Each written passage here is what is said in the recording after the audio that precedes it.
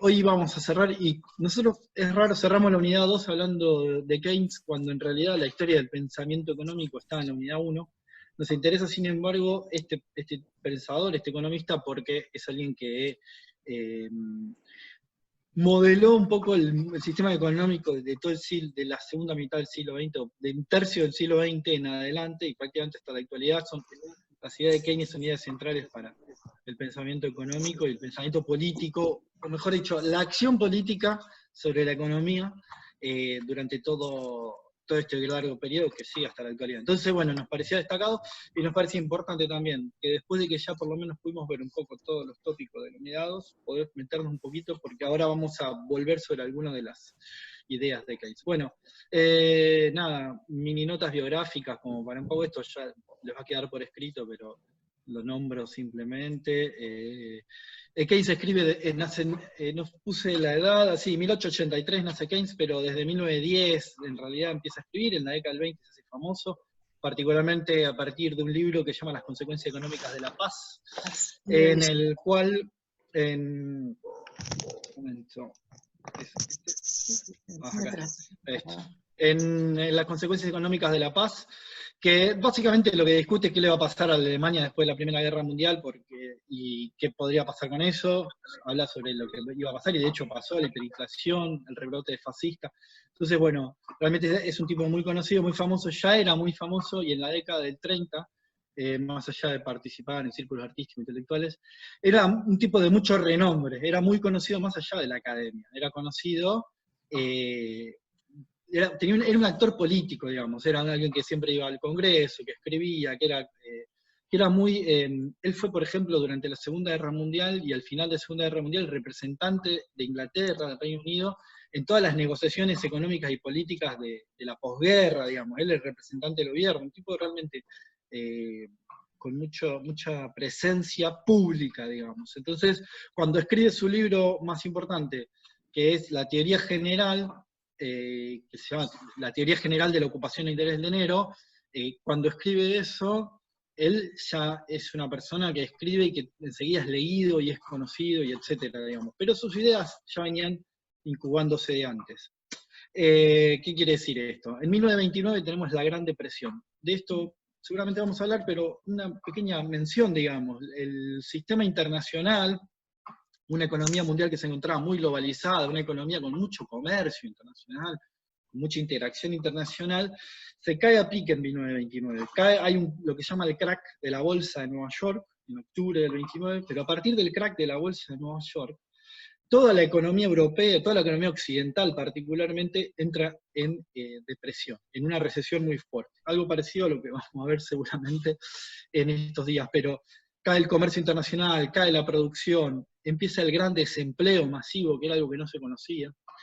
Esto es particularmente, digo, en Occidente, porque, digamos, contrastaba además con la ocupación o el empleo que había en la Rusia soviética, digamos, que ese contraste era muy fuerte, pero particularmente en toda Europa y en Estados Unidos y en América Latina también se dio con mucha fuerza, hubo una gran caída de la actividad, una gran caída de producto, un montón de desempleo particularmente, pero desempleo, cuando hablamos de desempleo, no es solamente gente sin trabajo, sino también empresas paradas, galpones vacíos, etcétera, etcétera.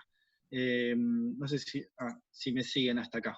¿Sí? Sí. Sí, bueno, es eso, para entender cuándo escribe Keynes, porque nosotros habíamos hablado de muchos economistas previos, los neoclásicos y yo, y nos habíamos ido al siglo XVII, al XVIII, al XIX. Keynes ya escribe en el siglo XX y él va a marcar, digamos, la agenda económica de toda la segunda mitad del siglo XX. ¿Qué es lo que escribe o qué es lo que condensa en esa obra tan importante que es la teoría general? El corazón de la teoría, lo puso así, pero me sonaba, pero está bien, está lo que llama el principio de la demanda efectiva. El principio de la demanda efectiva. Este es un nombre, digamos, nosotros hemos hablado de demanda agregada. La demanda efectiva es el nombre que tiene esto. No se preocupen en todo caso por el nombre, pero me interesa que vayamos entendiendo qué es lo que plantea y cómo se llega a su planteo. Básicamente, la idea es la siguiente. La economía, hay una capacidad productiva, la leo pero después lo explico para que se entienda. Hay una capacidad productiva posible en la economía, que en algún momento pudo haber sido llevado al máximo de uso.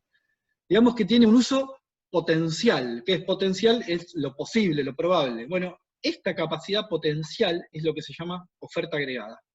Y él lo que dice es que siempre esto se alcanzaba en general porque las industrias en otras sociedades anteriores, empieza en el siglo XVIII, en el siglo XIX, siempre se producía y se llegaba a producir todo lo posible.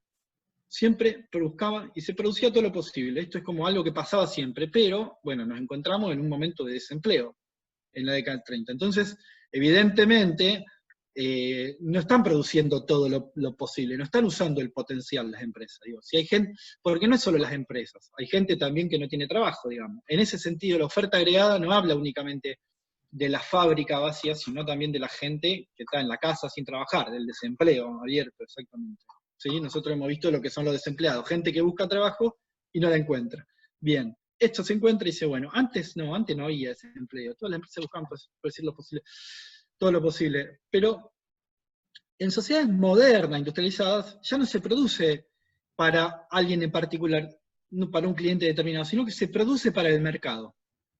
Se produce para el mercado. La empresa va y lo produce para cualquiera, para todo el mundo, no está pensando, no es la pequeña empresita local, como era, no sé, en la Inglaterra de 1800, que a lo mejor lo que uno podría pensar hoy por ahí un pequeño almacencito, un tallercito, un costurero que le produce para alguien que está al lado, sino que produce para el mercado. Entonces, las empresas ya no van a producir todo lo que puedan todo el tiempo, sino que van a producir en función de las expectativas que tengan de vender. Es decir, que van a producir en función de si piensan, si se imaginan que van a vender, si creen que van a vender, si suponen que van a vender, si van el futuro con optimismo, digamos, si ven ese decir, bueno, che, no, acá vamos a vender, vamos a producir, ¿por qué? Y porque vamos a lograr vender a un montón de gente. Entonces, lo que piensen los empresarios sobre el futuro es clave para alcanzar el pleno empleo. Y entonces los empresarios van a reaccionar a lo que pase con la demanda. Los empresarios ya no es que cada uno van a generar su oferta total, van a producir lo que sea porque saben que alguien se los va a comprar. No, van a pensar primero, che, ¿alguien nos va a comprar esto? Y recién después de que se puedan responder a sí mismos si alguien va a comprar o no va a comprar esto, van a producir. Entonces, los neoclásicos pensaban, o decían que funcionaba en la economía lo que llamaban la ley de Say era un economista del siglo XIX, que es la oferta crea su propia demanda. O sea que les importaba. Dice, produzcamos, total alguien lo va a comprar, como un desprendimiento, no le importaba el futuro, simplemente decía, bueno, vamos a producir todo lo posible. Y Keynes dice, no es así lo que piensan los empresarios. Los empresarios ya no piensan así, en todo caso habrán pensado así 100 años atrás, pero ahora lo que piensan es en el mercado. Entonces, las expectativas, el futuro, se vuelve algo clave, algo completamente distinto, porque nos enseña a pensar la economía de una manera distinta, porque ya el empresario lo analiza de un punto de vista distinto a lo que lo pensaban los neoclásicos, inclusive lo que pensaba Adam Smith, etc. Entonces, empieza a pensar esto, y pone el rol de las expectativas y el rol de la demanda adelante. ¿Qué pasa con la demanda efectiva, concretamente? A ver, vamos a definir la demanda. Bueno, hasta acá me siguen, ¿sí? Esta cuestión de las expectativas, ¿sí? No sé, yo no lo Sí. estoy viendo ahora, porque lo saqué de la pantalla Sí, sí. para no verlo, pero... Sí, sí. Sí, está claro. Buenísimo. ¿Qué pasa con la demanda efectiva? Entonces, ¿cómo se define la demanda? Es gasto de consumo más gasto de inversión. Esto lo hemos visto cuando dijimos, puede definirse por el uso, digamos. Todo en la economía o se consume o se invierte, o sea, pero no a nivel de una persona, sino que a nivel del producto total, se demanda para consumir o se demanda para invertir, y no hay más destinos posibles, ¿sí? Ahora bien, entonces digamos que todo el PBI puede ser definido como destinado a consumo más inversión, pero recordemos que el PBI y el ingreso son lo mismo, porque en definitiva lo que están gastando en consumo es el ingreso de otra persona y lo que se está invirtiendo es el ingreso de otra persona. Lo que gastan las familias para consumir se lo están comprando a alguien, ese alguien tiene un ingreso. Lo que están gastando las empresas para invertir se lo compran a otra empresa muy probablemente, pero es un ingreso. A nivel de toda la economía, todo lo que se consume y todo lo que se ingresa es lo mismo. ¿Se acuerdan del flujo circular? Siempre hay una igualdad ahí al final del periodo, ¿sí? Entonces, nada, digamos, esto para entender lo que es la demanda. Entonces Keynes dice, bueno, si esta es la demanda, el consumo de inversión, lo que tenemos que entender, y digo, ya que no nos importa la oferta, sino que nos importa la demanda, es qué determina la demanda. Entonces, bueno, vamos a pensar, dice, vamos a empezar a pensar. Vamos a pensar en el consumo y vamos a pensar en la inversión. Ahora voy a hablar de consumo, en la siguiente hablo de la inversión, para que se entienda un poco. Determinante de la demanda. Entonces, de vuelta, nos volvemos a pensar qué determina C, qué determina I, cómo se mueve la economía, qué determina el consumo, qué determina la inversión. Entonces dice, el consumo es fácil, es una función del ingreso de cada uno, ¿sí? Es una fracción del ingreso, una proporción, un pedazo, un porcentaje del ingreso, que en realidad, digamos, desciende a medida que aumenta el ingreso. A nivel de toda la economía, a ver, yo lo pongo acá, digo, a ver, en otras palabras, alguien con un ingreso muy bajo, lo leo y después lo explico. Alguien con un ingreso muy bajo se lo va a consumir todo. A esta fracción, esta proporción, va a ser, por ejemplo, el 95%, porque todo su ingreso, prácticamente 95, 99, 100% de ese ingreso, lo consume. En cambio, alguien con un ingreso muy alto, alguien muy rico, no va a consumir todo, va a consumir a lo mejor un poco, porque el resto a lo mejor lo ahorra. O sea, se entiende que es un 100% tu ingreso, bueno, de ese 100% hay una parte que se consume y lo que no se consume, ¿qué se hace? Y bueno, se ahorra, evidentemente. Entonces, el tema está justamente en que hay gente que consume más y hay gente que consume menos. Pero en promedio de toda la economía es un porcentaje, digamos. Por ejemplo, es un 70%. Ay, Supongamos que el perdón, me consumo... perdí. De vuelta, vamos de vuelta. Pregunta Keynes, ¿qué es el consumo? ¿De dónde sale el consumo? Dice, bueno, el consumo es un porcentaje de tu ingreso. O sea, para cualquier persona que le ingresan por cada, no sé, 1.000 pesos, hay un porcentaje que lo va a consumir y un porcentaje que lo va a ahorrar. Lo que él dice, bueno, hay gente más pobre, a lo mejor, si gana muy poca plata, se lo consume todo, no le alcanza para ahorrar. Se lo tiene que consumir todo. Entonces, a lo mejor para esa persona va a ser 95%. Ah, claro. Para alguien que es muy rico y gana, no sé, 500.000 pesos por mes y no se lo llega a gastar. Gasta lo que necesitan comer, se compra ropa, lo que sea, pero el resto, entonces no va a ser el 95%, va a ser un 20%. ¿Se entiende esto? Esta cuestión. Sí, sí. Estamos pensando de dónde sale el consumo, digamos. Entonces, la cuestión entonces es que el consumo es un porcentaje del ingreso. Entonces, en definitiva, cuando estamos volviendo a definir el consumo es simplemente eso. Hay una ley psicológica fundamental, la gente se consume un poco y el resto lo guarda. Pim, pum. Estas dos proporciones están siempre jugando y son claves para entender cómo se va a mover la economía para adelante. Pero lo importante solamente, no se queden con todo, ni los porcentajes ni nada, sino simplemente con esta cuestión lógica. Una parte de que ingresa, se consume. Chau. Ahora, vamos a preguntarnos la inversión. La inversión ya la dijimos, la inversión es lo que hacen las empresas. Es algo que les corresponde a los empresarios. Ya no depende del ingreso de los empresarios, sino que depende de la ganancia que se espera en el futuro y la tasa de interés. No importa tampoco que sepamos con detalle esto, sí que tengamos en cuenta algunas cosas básicas de cómo está pensando él, porque ahora vamos a los resultados de este modelo. ¿Sí? Está simplemente esto, el consumo es un porcentaje del ingreso, y la inversión viene por otro lado. La inversión depende del futuro, de las expectativas, de la tasa de interés. A ver, ¿por qué depende de la tasa de interés? Se los comento para que se entienda. Si alguien va a invertir y tiene 1.000 pesos, o digamos, no, 100.000 pesos, 1.000.000 de pesos, dice, bueno, invierto en este negocio, me va a dar tanta ganancia. ¿Cuánto? Y un X% de ganancia. O lo pongo en el banco a plazo fijo.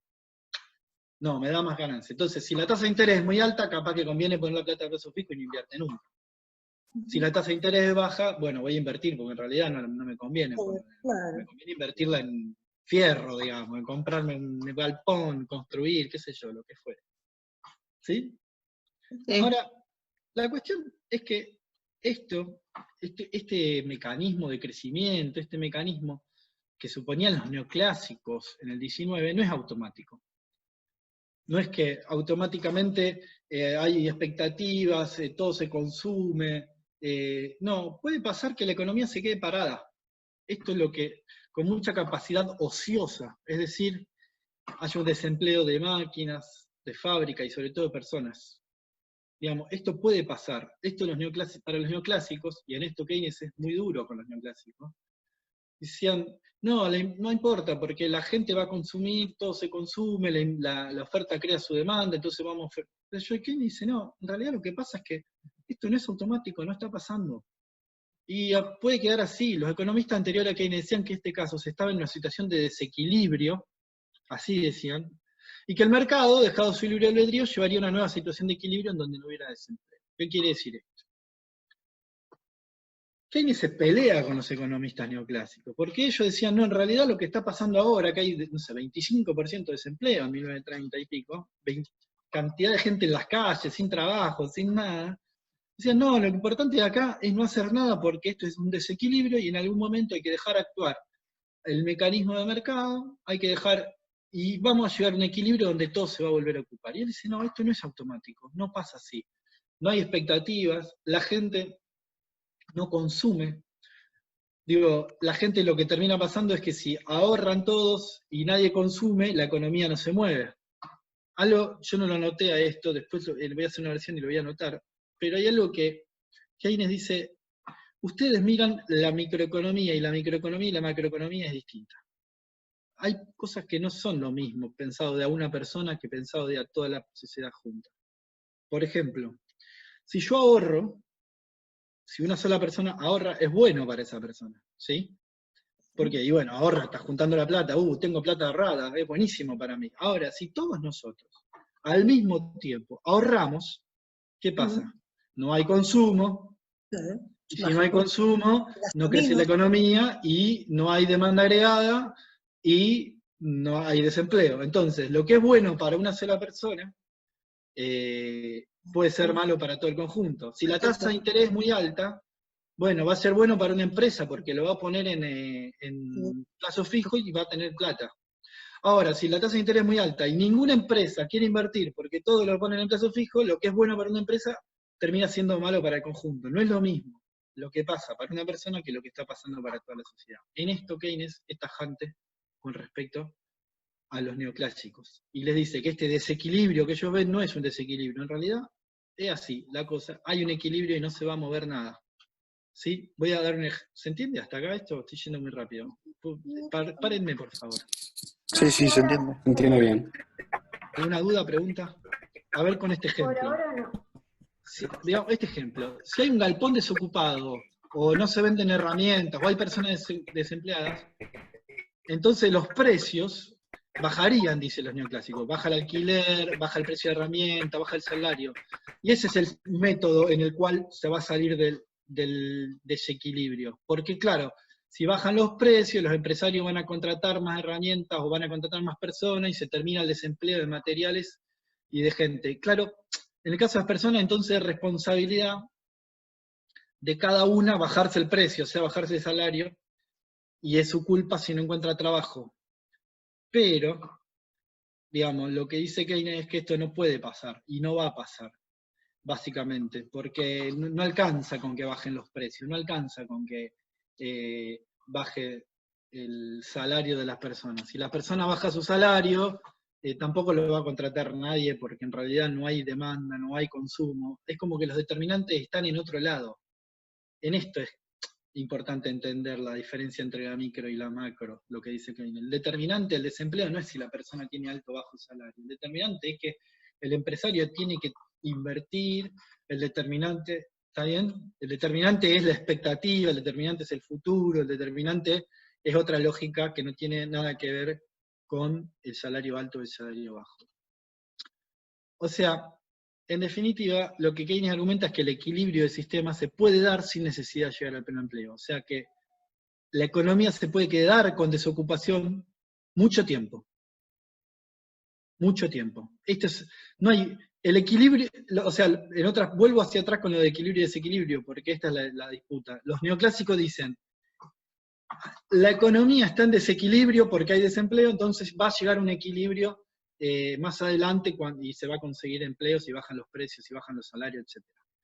Y en realidad Keynes dice, no, podemos estar así toda la vida, digamos. Podemos estar toda la vida. Porque no es un desequilibrio, es un equilibrio con desempleo. Los empresarios no invierten si no esperan ganancia. Entonces, ¿qué se puede hacer? Ahí empieza la clave. Dice, bueno, ¿qué hacemos? Si esto va a quedar, no va a quedar así toda la vida, no. hay que generar una inversión autónoma, una inversión que no esté relacionada con la ganancia, que lo haga sin esperar nada a cambio, para que al crecer esa inversión crezca el producto, se salga de la situación de equilibrio con desempleo. Ahí lo escribí mal. Y esa inversión es el gasto público. Y entonces ahí Keynes ve el rol clave del Estado. ¿Se entiende? Digamos, ¿qué pasa? Bueno, estamos en un momento parado, donde hay desocupación. Nadie quiere invertir porque nadie piensa que va a ganar, porque todo el mundo piensa que... Y en vez de consumir, la gente ahorra. Estamos todos parados. ¿Eso a qué nos lleva? Desocupación, desempleo. ¿Cómo salimos de esta? ¿Cómo salimos? Bueno, la forma es invertir a partir del Estado. El Estado pone plata, no le importa, porque no está buscando una ganancia, no está esperando, no tiene esa expectativa que tiene el empresario, ese futuro no le importa, no está esperando la ganancia futuro, simplemente invierte, porque tiene plata, y entonces, invierte, pone plata en el bolsillo, empieza el consumo.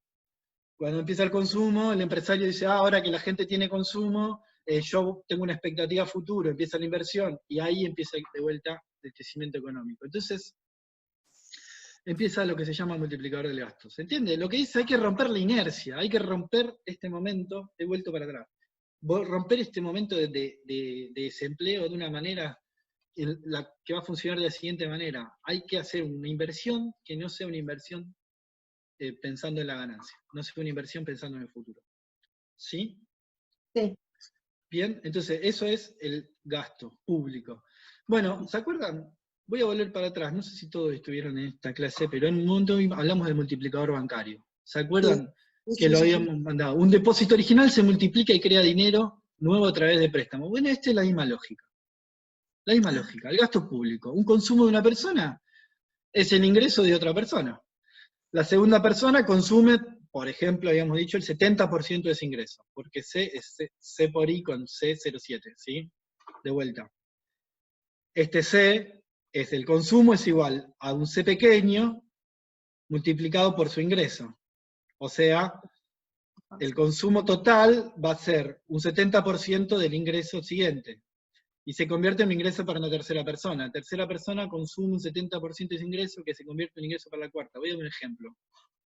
La persona 1, para que se entienda, 1.000 pesos. ¿De qué ingreso? Y en realidad, acá vamos a suponer justamente el gasto del Estado. Gastó 1.000 pesos. Bueno, esa persona, ¿cuánto consume? 70%. O sea que consumió 700. O sea, 1.000 por 70%, 700. ¿Sí?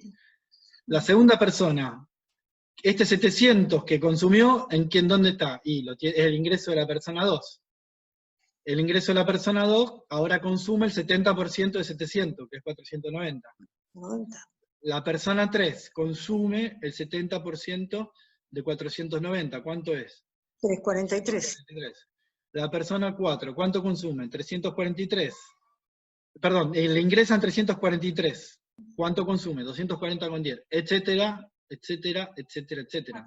Claro, esto va bajando, esto cada vez menos. Al cabo, la décima persona ya son 2 pesos, no importa, qué sé yo. Es como, porque siempre es el 70%, 70%, 70%, y cada vez un pedacito más chico. Entonces, evidentemente, se termina rápido esto, digamos, se termina al momento, pero hay un multiplicador. Del mismo modo que había un multiplicador con lo de los bancos, acá también hay un multiplicador. Entonces lo que... Profe, Sí, dale. yo tengo una duda. Todo esto tiene que ver con lo que explica Rosenberg en el texto, en la parte que dice, el nivel de consumo varía con los ingresos, mientras que estos varían a su vez porque cambia la inversión o el gasto público y lo hace de forma multiplicativa. Sí, exactamente. Lo explica bastante más complicado Rosenberg, pero es eso, digamos. El nivel de ingreso varía, no lo tengo, si lo puedes leer de vuelta, el nivel de ingreso varía... Dice, sí, Perdón, que sí. el nivel de consumo varía con los ingresos. Sí. Mientras que estos, a su vez, varían porque cambia la inversión o el gasto público y lo hace de forma multiplicativa. Bueno, lo pone de una manera medio rara. Está explicando exactamente lo mismo que digo yo, pero lo escribe de una manera... El nivel de consumo varía con los ingresos y... Eso sí, multiplica, sí.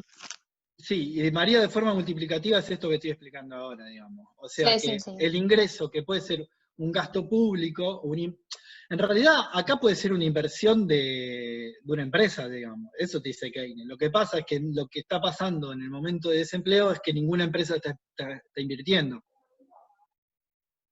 Estos 1000 originales pueden ser una inversión de una empresa tranquilamente. No es que no, pero lo que pasa es que como no pasa, pasa a ser un gasto del Estado. Y varía en forma multiplicativa porque lo que dice que los 1000 que gastó el Estado se terminan convirtiendo en 3.333. Yo no hice toda la suma para abajo acá, no tiene sentido. Créanme que al final de todo esto da 3.333. Es una fórmula en realidad.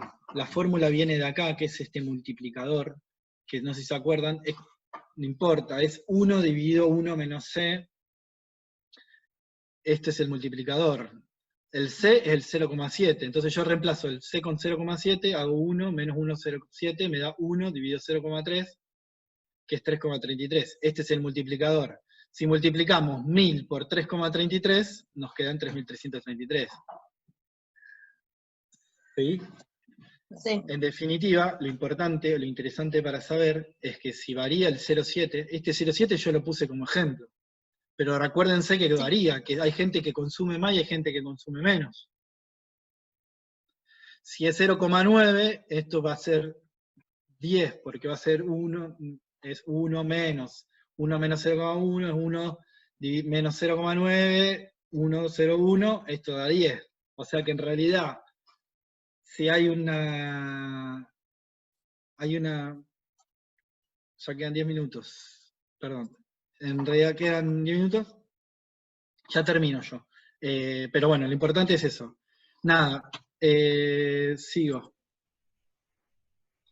Yo estoy viendo, ¿ustedes en mi chat también? No. Sí. David, un segundo. Sí. Sí. Acá, una consulta de Máximo. Sí. Bueno, él pregunta, lo leo en voz alta para todos, dice si el multiplicador que calcula Keynes era en base a un ejemplo de una sociedad en particular, la inglesa, y lo proyecta como una fórmula general. Él lo ve como, es una fórmula general. Él dice, en realidad ese 0,7 varía de todos lados. Él lo proyecta como una ley psicológica fundamental. Él dice que es algo casi inherente a la humanidad. O al capitalismo en todo caso. Pero en realidad si lo vemos, ese 0,7 también sale después de las estadísticas nacionales y es más o menos ese número, se mantiene más o menos constante en muchos países, en muchos lugares. Actualmente en Argentina debe ser más o menos eso. En definitiva, y para cerrar y dejar un ratito, lo que Keynes demuestra es que para salir de la situación de desempleo la clave está en el rol del Estado en la economía. El gasto del Estado puede venir de cualquier forma, o sea, pueden ser obras públicas, ruta, escuela, jubilación, asignaciones, en definitiva no importa. Y esto no importa, no me voy a meter con esto, la responsabilidad del empleo ya no es algo individual, porque los trabajadores no pueden terminar con el desempleo, pero bueno, esto es algo también ideológico, interesante de pensar que los neoclásicos le echan la culpa del desempleo a los trabajadores y Keynes dice que la culpa del desempleo es de los capitalistas, porque no invierten lo suficiente.